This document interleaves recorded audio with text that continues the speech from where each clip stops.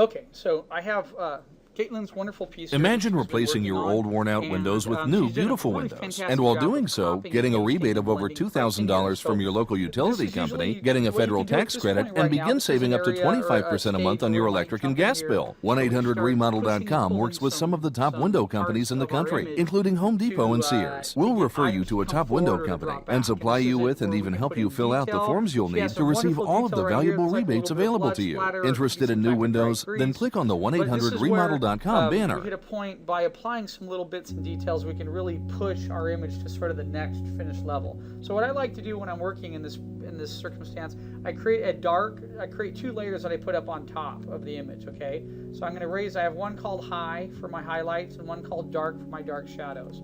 Actually, I'll just call this shadows here. This way I can go in here, I can modify it and quickly adjust it. Now, it's important to remember what's on what layer. Okay.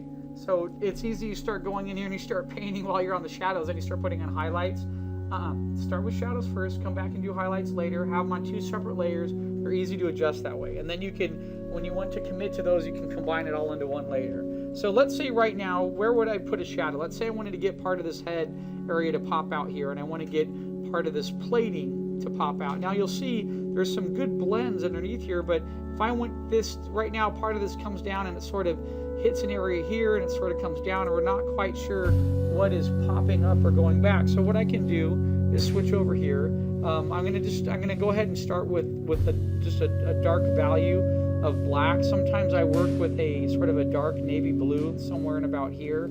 Okay, but what I'm going to do is come in there and I'm just going to start throwing in a couple base shadows and see if I can get some of this frontal plate to pop forward a little bit. So I'm going to go ahead and you'll notice if I come in here and mark across right now, I set it 5%, which is really low. Okay, so again, as a reminder, I just hit my keyboard. If I hit 1, I'm at 10%. If I hit 0, 5, I'm at 5%. Okay, if I start off at 40, you can see how quick part of a shadow starts to show. Okay, so I might come in here probably about 20% and just sort of come in here. I'm going to paint underneath some of this and try to get this top plate to really pop forward. Okay, so I'm just putting a little bit of a base shadow down in here, and you'll notice when you're working and when you're doing this, sometimes you're putting such a light amount down, it's hard to see. That's the benefit of coming back and being able to turn it on and off and look at the layer and see exactly what you've placed down and what you've tried to get to pop, forward or push back. So I like that expression because when I worked with Michael Spooner, he was my art director on a couple of projects, and he worked at Disney Feature for numerous years. He used to always talk about pushing and pulling the shapes when you get to sort of that final stage in your rendering. And it has to deal with, if you're pushing something back, you're fading it down and you're adding a darker value to it. When you pull something forward, you're going to come in and put a white highlight on it. When you get those two areas next to each other, a white and that black, that's when areas start to pop, okay? So let me come in here. I like that centerpiece that you have in there. So I'm going to put a little bit of a shadow around some of this right here.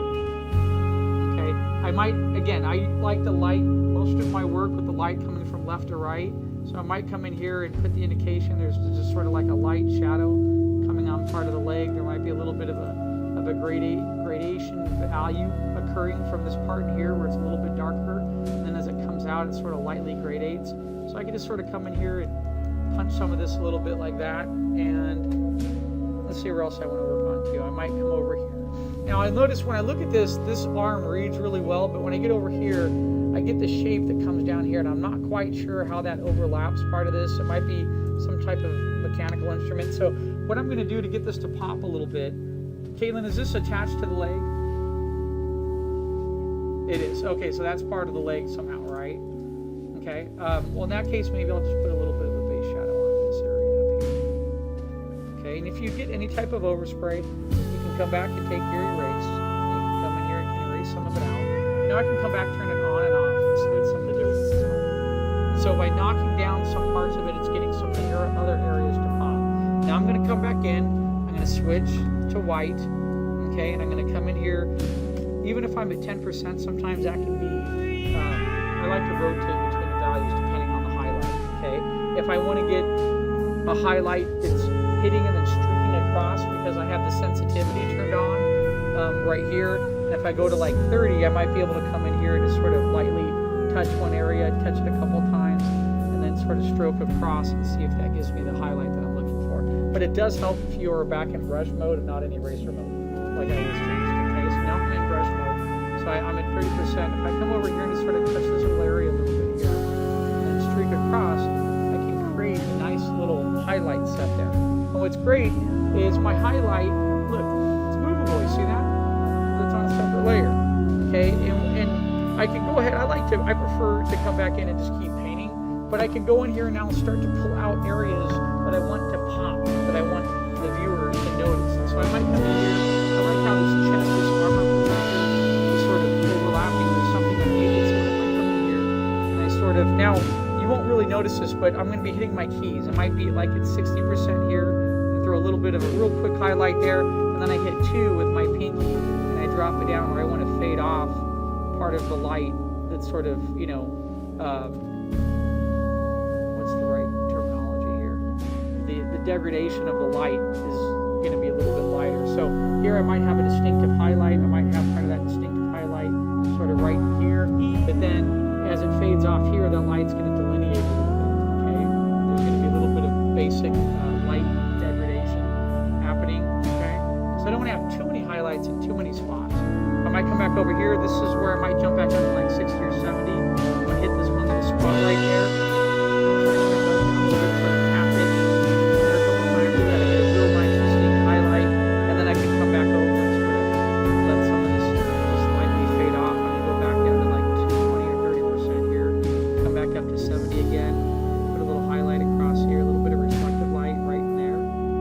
Okay. And then if I come over here, so if I have a little bit of reflective light, light's coming this way, bouncing on another part or two, coming back and hitting, let's see if I can zoom in, hitting this little spot right here. When light does that, I get a little bit of reflective light on that corner, and it helps pop some of my shapes.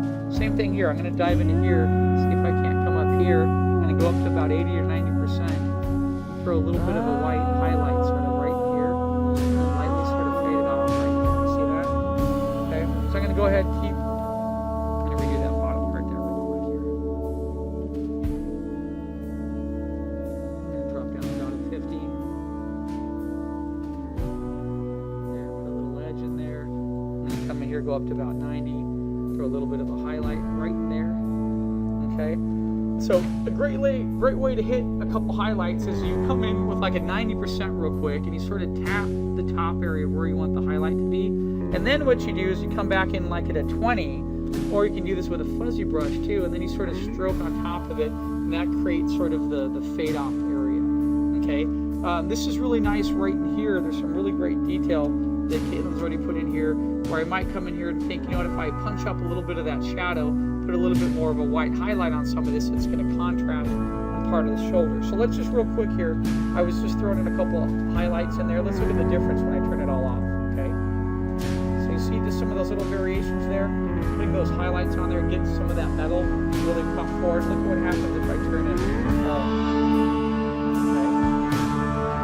So adding these little bits of details can really make it change on your piece and adding a lot more. Go back to the shadow now. Hit X, we already have that saved with black right here. Let's see if I can use that. Place a little bit more shadow. Again, what's really cool on the shadow is that they get nice and dark and light. So whenever you look at really nice renders, you look at renders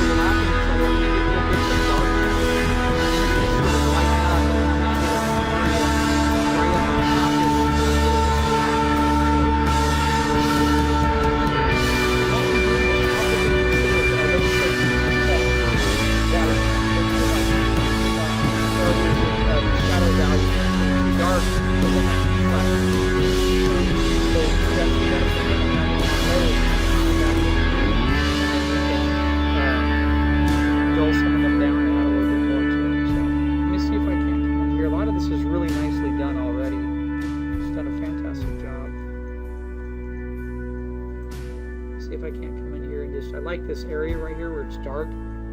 So I'm going to come in here and see if I can't streak a little bit of a highlight like right here. Just sort of fade it off a little bit. See if I can have a little bit of reflective light right in there and go up to like a 80-90% value. Sort of come across right there, get that to pop out a little bit.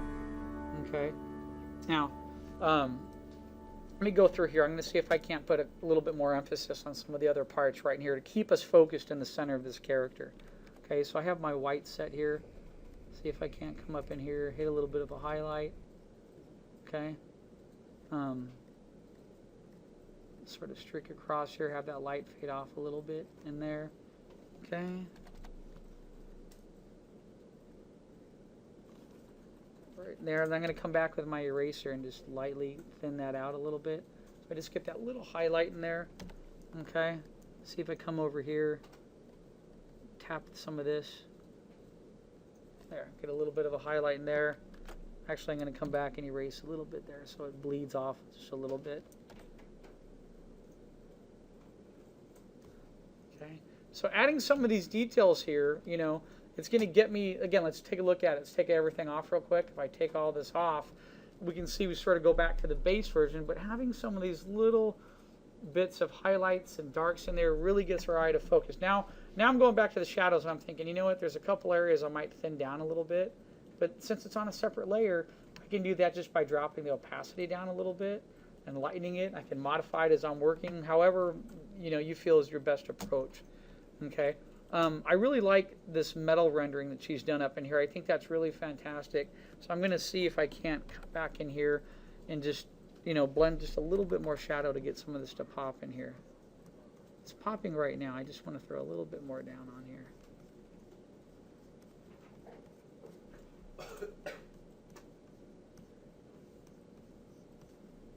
And it's these little adjustments sometimes that can take your piece to sort of that next level.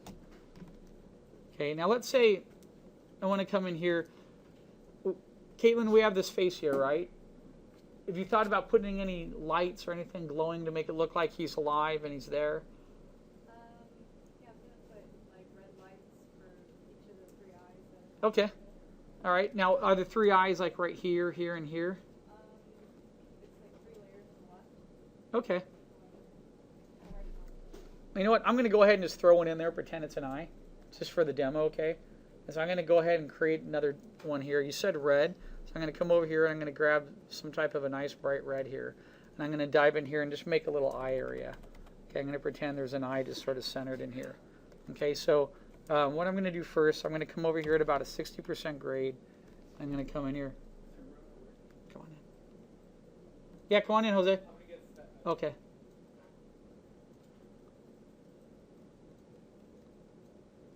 Pretend I have an eye set right about here. Okay. And you can see just putting that red in there, it really is like, bam, your eye goes right in there. Now what I'm going to do is I'm going to come over here, grab one of my fuzzy brushes like this, come back to my red, drop my red down to about 10 or 20% here, and then just sort of give this glow effect. I'm just going to lightly hit on top of it a little bit, okay? And I might even go down to like 10% and go a little bit around it to get some of that cool little glowing there. And if I feel that that's too much, since it's on a separate layer, I can easily adjust it right now. I can bring it down a little bit, okay? And I could have that set up right in there. So now, by introducing that light in there, okay, what's something else I could do if I want to have that? Let's say I want to have 2 eyes. Let's go ahead. Let's duplicate that layer real quick, okay? I'm going to go ahead and bring the eye over here. Have another eye. There you go. So now he's sort of alive, right, like Terminator, okay? Now, if I want to get that area to pop, what's something that I can do on a separate layer here on my shadows? I could go in there now, and I could grab a blue. What's opposite of red? What's the complement? Green. Okay, green. So I'm going to grab sort of a nice bluish green right in here, about there. Then I can come back in here and go back into brush. I'm going to lightly come into some of these dark values and place a little bit of that right underneath it there. Okay, just a teeny bit. And what that's going to do is some of that blue and the green will automatically grab your eye's attention because you have 2 opposites sitting next to each other right now. Okay, then later I'm going to come back over to my highs And what I'm going to do is I'm going to come over here and I'm going to take some of this red that's in here, go down to a real low, like 10%, and I want to come over here. I'm going to go back to my other brush that I was using earlier. Okay, where are we? Right here, my faded brush. There we go. Okay, and then I'm going to brush a little bit of the reflective light. I have a little bit of a glow of that red light coming off, so I'm going to come down here and put a little bit of that red, just ever so slightly, coming off some of that metal right there. Okay, same thing here, a little bit of red coming off that tip there, a little bit red right there. Do you see that? See what it's doing? It's giving the feeling that you have light bouncing, being affected from here. Okay, because that's what light's going to do no matter what color it is. Okay, I might even come in here on that wonderful highlight that she has right there, put a little bit more red on that, just a little bit right there. So it's being affected by it. So you'll notice when you look down here, there is no red over here on that shoulder. Why? It's the far shoulder, and the red isn't going to be able to transfer that distance. The red's going to be glowing, and we're going to have a little bit of just a hazy glow right around the base here, especially hitting some of this metal that's on top of our guy here. Okay, just like that. It's pretty cool. So now let's say what's opposite again, we're talking about our complements here. If I have red and I want to go back and I want to have some type of blue-green, right? So I have my high layers right here. I had this, let me combine these two layers right here and I'll call them the eyes. Okay. And I'm going to go ahead, I'm going to right click on this layer. All about saving time in Photoshop, right? So look at this. I'm going to grab my eyes. Look, I moved them off real quick. Okay. And what I'm going to do is I'm going to come over, go to Command U, Hue and Saturation. I'm going to change the saturation and bring this into like a blue. Okay, right? Save myself time here. I'm going to go to Erase. I'm going to erase one of these here, 100%. Okay, then I'm going to go into like a light 10% and lightly fade some of this back in here. Okay, so now I have one sort of glowing light in here. And what I'm going to do is I'm going to see if I can't transform this a little bit here, like this, and get this to fit in or under or around my robot, looking like maybe there's a part of them on, and I have a little bit of a blue light somewhere. Okay, so I might come in here. I was actually thinking if I turn that at the angle, sort of fit that right in there, what would that look like? Maybe there's just a couple parts on. Okay, so what I'm going to do now, I'm going to drop that down a little bit, the opacity, make it look like part of him is maybe on or glowing. Okay, I'm gonna just relabel this as blue right now. Okay, right click on this, duplicate this guy, take this guy, bring him over here a little bit, turn him a little bit. Maybe he has a little bit more of a underlight popping up right about here. Okay, let's see if I can't combine these two together. Drop down the opacity just a teeny bit in there. And then what I might do is just come over here, and this is just me just sort of having fun. I might take a little bit more blue, put a little bit of blue underneath some of that metal right there, maybe a little bit in here, looking like there's a little bit of a glow of a light coming on. Okay, and let's see if I go to 100% here.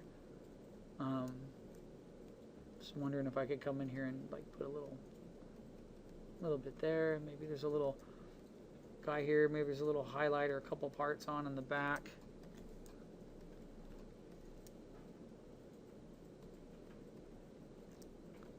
Okay, maybe there's a little something over here. Go back to 10%. A little bit of a highlight in here. Maybe I have a little bit of like a hose detail back in there. Okay. And I'm going to see if this is working or not. What I'm trying to do is get the eye to bounce around a little bit. Just by putting a couple little areas of blue that are opposite to the red, it's going to make our eye bounce around the composition just a little bit more. And since I have it on another layer, if it's not quite working the way that I want it to work, I can delete parts of it. Okay? But let's just stop right there and take a look at where we're at. And let me see. I'm just going to combine these real quick. Okay, all into one layer to look at where I was and then what I've added on. Okay, let me see what that looks like on the monitor versus where I'm at here. So it looks totally different up there, but what I'm going to do is this blue is a little bright for me here, so now I can come into my eraser and I'm going to go Command Z, go back to multiple layers. I'm going to undo this guy a little bit right in here. Okay, Get that to fade off. Go back to like 10%. Fade this in a little bit here. A couple little areas of blue. And I actually like that right there because I have some nice little areas of blue that are working pretty good, and I have the red right in there. So if I were to continue from this part, I would just come back into this, and I would sort of do the same thing. I feel like now the metal here is popping forward much more. This is dropping back. It has a couple blues in it. Remember, blues recede back, warms come forward, right? So by adding these in here, it's going to push some of this back, and it's going to bring this forward back to the viewer. Okay, I might come down here in some area of the foot, and I might put a little bit more blue shadow back there, a little bit of shadow, and then I put a little bit of highlight up here. And this is where I can even get a little daring. Let's say I wanted to pretend my light might have like a light orange color to it, okay, a warm. So if I start putting some warms against cools, I'll get other areas of my robot to start popping here. Okay, so I'm going to create another layer here, and let me switch over here. Let's go. I'm going to go grab sort of I have a blue already, so I'm now going to grab like an orange, go into like sort of this light orange here. I want to see what would happen if I come in here and throw a couple of light strokes of highlight and indicate that maybe there's a warm light coming across on a couple areas here. You don't have to get this much into it. This is just something I like to think about when I'm working, because I know when I have lights against, when I have warms against darker values and cools, the warms against the cools are going to pop areas. Okay, so I'll come in here, maybe throw a little bit of a couple highlights in here, one or two over here, throw a little bit right in there, especially right there. I have a cool down there, so if I throw a little bit of a warm light in there, that's going to pop some of that. Okay. Sometimes it's just noodling with some of these tiny details that are, for me, I always find these to be the things. I do these at the very, very end, and I could just do a couple of them to get areas, to work and to pop where I want them to.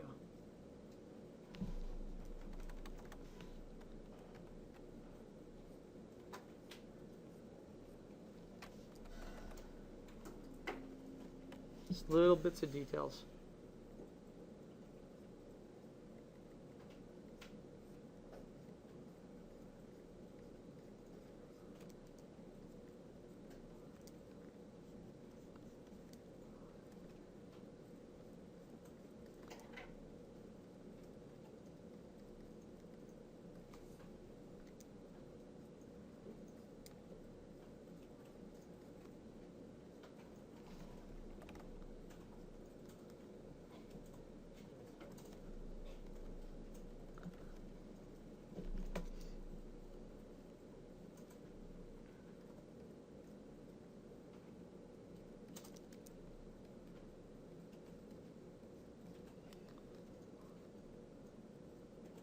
See if I can get a little bit of reflective light under that surface right there.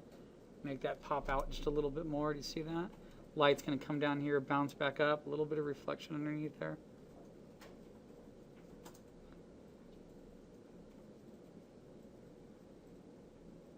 A little bit of reflective light down here underneath.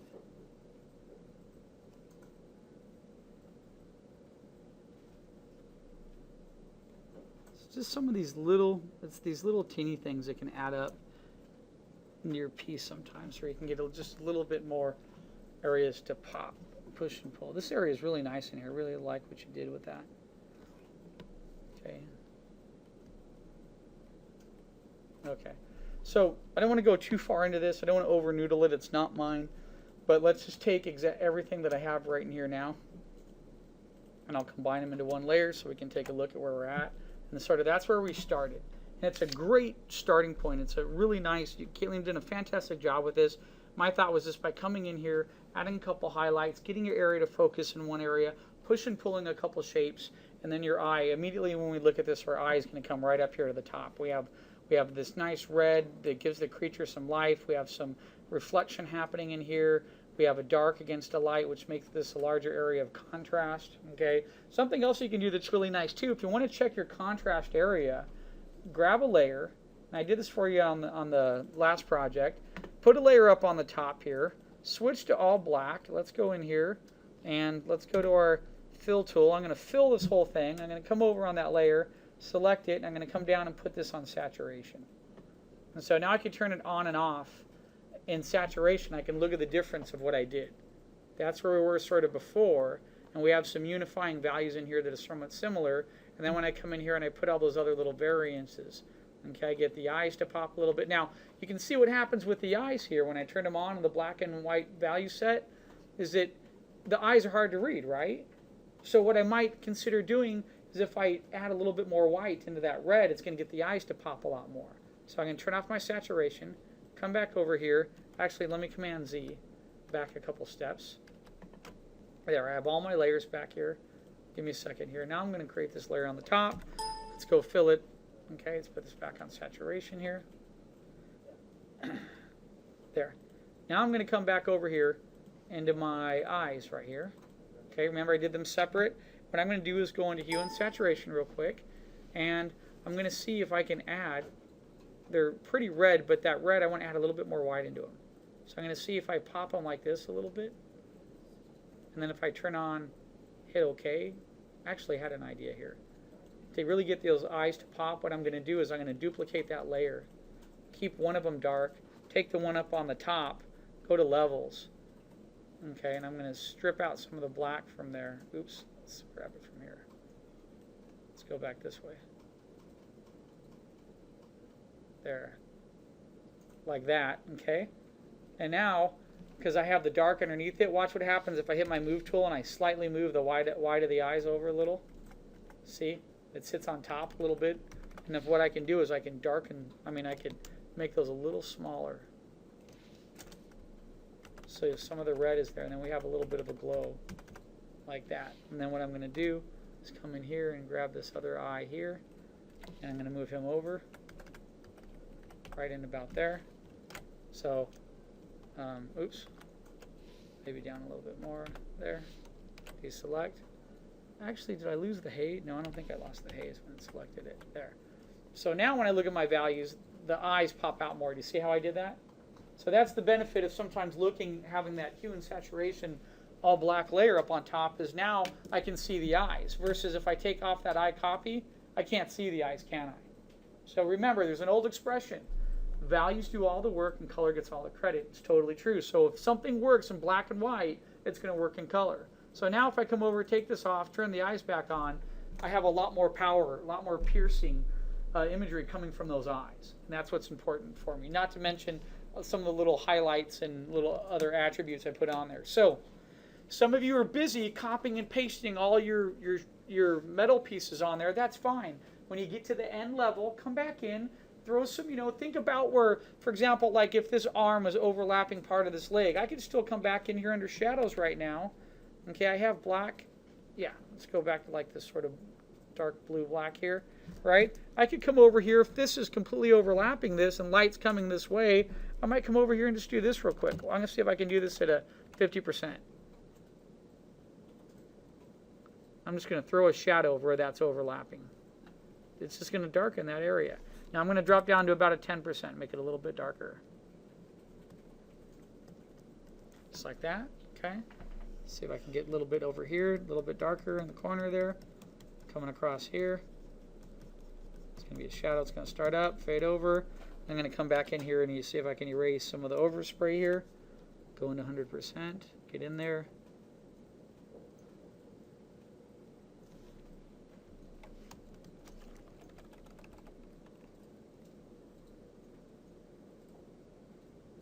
Okay. And so do you see what I just did there by putting that little shadow in there? It's going to get that arm to feel like it's right over the leg. And then to fade off a little bit of this, I'm going to come back in and go down to like 10% and fade the shadow a little bit back to the side here. There. Okay? And so just by something as simple as that, now I'm going to, that's on my shadows, right? And go back to my highlight layer. Let's switch back up here. Let's go back to white. And then right where that shadow is sort of going across there, I'm going to come in and I'm going to throw a nice little streak of about 20-30% of white right across here and get that to pop. And same thing right in here. And I'm going to come down right over here where that shadow is, and I'm going to throw a little bit of reflective light going across there. See that? Gets that area to pop in there and makes it really appealing. Okay? A little bit of reflective light along there too. There. So you see how little bits of rendering like that, how it can really add a lot to what's taking place. And what's cool about it is it's on the shadow layer. So if I want to get rid of it, heck, if I wanted to, what I like to do sometimes to speed stuff up is I'll take a shadow that I've already done, like this one, and I'll just go like this, and I'll take it and I'll copy and I'll paste it. I can put it back over it and say, oh, that's way too dark, right? But what if I were to lower the opacity down and get it down to about there? Is that something that I want to work? Let's say about there. And I come back with my eraser now at 10%. And I might lightly erase some of this and get it to fade in. Go 20, 30. So you see that? Now I have sort of this indication the light's coming from left to right. The arm is right here with the weapon above it, and it's creating this cast shadow that's casting on that, and the shadow's wrapping around the form. So I have that. I'm going to go ahead. I'm going to commit to it. I'm going to merge to it. Again, let's label my layer real quick so I know how to find it. S-H-A, I can't see, D-O-W-S there. Right now, again, save time. Let's just say I want to just really speed things up. You're in a rush at work, right? Copy, paste, take this shadow. I might move this over to another part. Let's move it down here.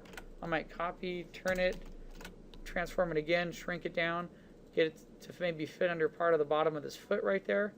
Okay, I get that under about right there, and see how that pops, that foot right there? See what it's doing? Again, let me turn it on and off, separate layer. I don't necessarily need all that detail, but if I want to pop the foot and give it an angle, make it look like there's a top surface and a bottom surface, I can do that. I go down to erase, I drop down 100%, now I'm going to erase the overspray. Okay, I have another shadow that's right in there, so what I might come back to do is label this foot shadow. I like to create a whole bunch of layers, walk away from my piece in an area I'm working, come back and look at them, and then I merge them into one and commit to them. But when I take that little break sometimes, that can be the difference of me seeing what's happening or what's not working in a piece. Look at, she has that little highlights that are in there that are really nice.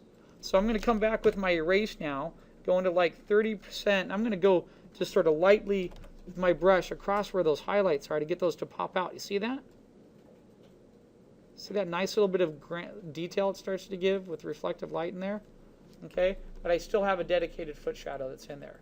So I did a copy and paste maneuver, right? Therefore my computer remembers the paste. So if I come back and I paste again, I still have that shadow. I could bring it over and throw it down into another area here. Let's say I'm going to put it on this foot right here. I really like the highlight she has on the top there. That copper metal is absolutely fantastic.